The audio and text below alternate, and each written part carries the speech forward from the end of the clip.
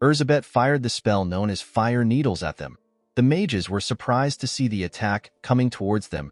They created a huge fire barrier in front of them. The barrier helped them block the attack. One of the mages told her partner that they won't get anywhere if they just hold out. She told him that they have to close the distance and attack Erzabet. She said that she will do it herself. She asked the man to stay back to protect Cheyenne. She advised him not to forget that the most important part of their master's plan is the existence of Cheyenne itself.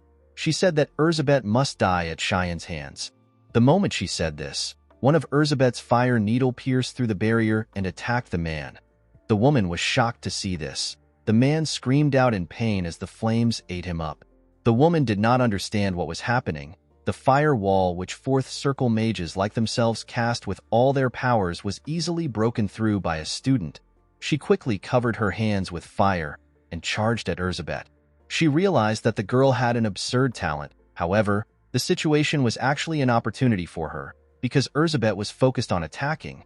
The woman believed that she must have not thought of defending herself. Erzabet seemed to be surprised to see the woman coming close to her.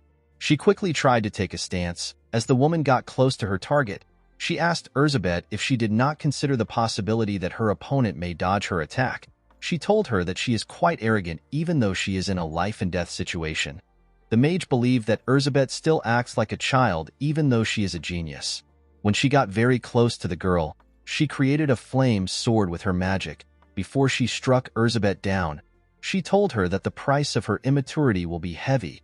Immediately she said this, she swung her sword. Before the sword could reach the girl, the mage saw fire needles in her body. She grit her teeth to endure the pain. Erzabet laughed when she saw this. She told the mage that she is foolish for rushing to attack just because she saw an opening that she created on purpose. With a smile on her face, Erzabet asked the mage if this is what it means for a moth to be drawn to flame. The woman became terrified. She did not understand what was happening. She asked the girl to tell her how she did it. She was certain that the girl didn't have time to cast this spell again. Erzabet gently moved her finger. She asked the woman to tell her why she needs to cast another spell. She explained to her that all she needs to do is change the trajectory of the spell that she already activated. She said that she did this with her telekinesis. She drove the fire needles deeper into the woman's body. The woman screamed out in pain. She could not believe that Erzabet was able to control magic with two different elements at the same time. She believed that this was impossible. Erzabet walked past the woman. She revealed to her that she can actually control three elements. She told her that she won't be able to see it because she has her own problems to worry about. The moment she said this, Erzabet turned the fire needles into pure fire and used it to burn the mage. The fire was ridiculously large. Erzabet knew that this was overkill, especially since she was trying to catch a mere moth. She turned to Cheyenne and told her that they can finally have a conversation now that the pesky troublemakers are gone. The woman glared at her. Even though the girl burnt them to crisp, she knew that they won't die from something like that. This is because a fire mage's flame resistance is nothing to scoff at. The only thing they will be feeling is excruciating pain. Erzabet moved closer to Cheyenne and asked her to start talking while she is showing her mercy. She knew that Cheyenne was not clueless even though she is young. Erzabet explained to the woman that there will be a bloodbath across the entire empire if the Akalugia and the Grancia clash. No matter who comes out victorious at the end, all that is left will be a catastrophe in the name of mutual destruction. Erzabet was certain that this underhand ploy was not planned by Cheyenne. She believed that the woman was a whelp. She asked her if this was their leader's plan. The girl did not think that the leader planned this. Something was off. Since there is barely any benefits to gain from the war compared to the losses, and the scheme seemed to be poorly planned to be considered an assassination. Although she did not like to acknowledge it, Erzabet knew that the Grancia are not the type of people to try this kind of scheme. If they were the type to do something like this, they wouldn't have even dared to dream of becoming the sole rival of the Akalugias. After considering different things, the girl came to a logical conclusion. She moved close to the woman.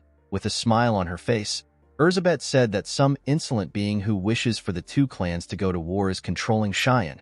She asked the being inside Cheyenne for its identity. Cheyenne smiled when she heard this. The mysterious being told Erzabet that she is smart for figuring out a lot of things. The moment it said this, it released a large amount of dark energy from Cheyenne's body. Erzabet quickly stepped back. The mysterious being said that it will be a shame to kill Erzabet for entertainment. The girl was shocked to feel the mana Cheyenne was releasing. It pushed her to her knees. Elizabeth was terrified to feel this immense energy. She noticed that her hand was trembling. She realized that she could not react to the energy out of fear.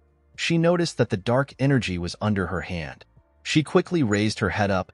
She wondered about the identity of the person in front of her. A larger amount of energy was released from Cheyenne's body. The energy created a portal above them. The mysterious being put its hand out through the portal.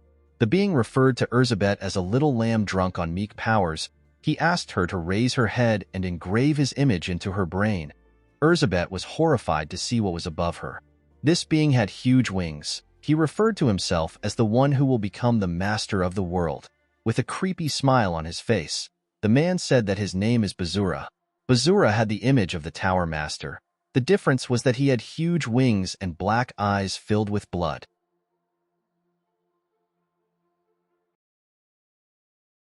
Guys, we have come to the end of our video. If you guys want more of this recap, let me know in the comments section. Don't forget to like and smash that subscribe button for more recaps. See you guys later.